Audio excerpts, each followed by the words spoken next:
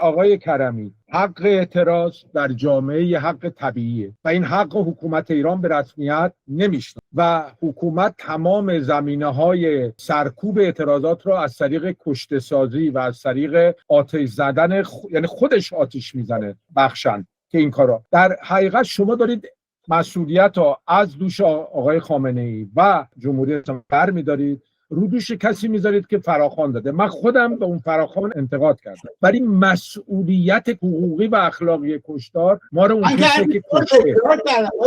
من میگم مسئولیت اخلاقی و حقوقیش روی دوش آقای خامنه‌ای و جمهوری اسلامی، تردید ندارم. من همه اون حرفایی که شما در پیش آوردتون دارید میپذیرم، ولی مشکل من اینه که رضا پهلوی به عنوان یک شارلاتان و کلاهبردار سیاسی، اونام به شما باید بگم 57، اونا باید شما بگن آقای کرمی اینه یا اون.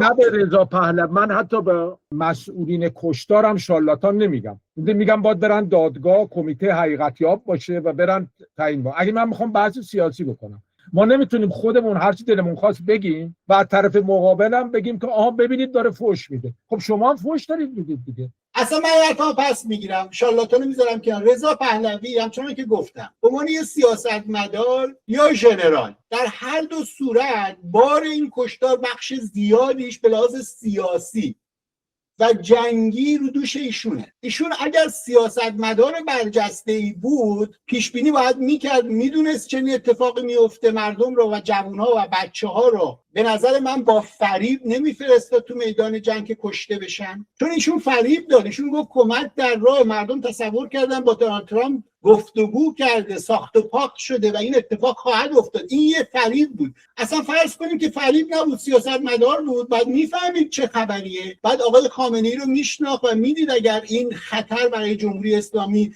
اگزیستانشیال بشه چه اتفاقی خواهد افتاد. ایشون اینا رو نمیدونست، پیش بینی نکرد، بنابراین به لحاظ سیاسی نمره منفی میگیره. اما اگه فکر کنیم که نه، آنچنان که خودش گفت جنگ و تلفات داره، میخواست میدانهای سیاسی رو در ایران و خیابونها رو به میدان جنگ تبدیل کنه، بازم مشکل داره. ایشون نیروهای خودش رو برده توی جنگی که نباید میبرده و به کشتن داده. حالا اینکه آقای خامنه‌ای کشته قبول، بحثی نداره، بحث اخلاقی نیست، حقوقی نیست، بحث سیاسیه. مشکل ما مشکل سیاسیه. ما که اگر میتونستیم آقای خامنه‌ای رو ببریم به لحاظ اخلاقی یا حقوقی جای محاکمش کنیم که اصلا این بحثا نبود.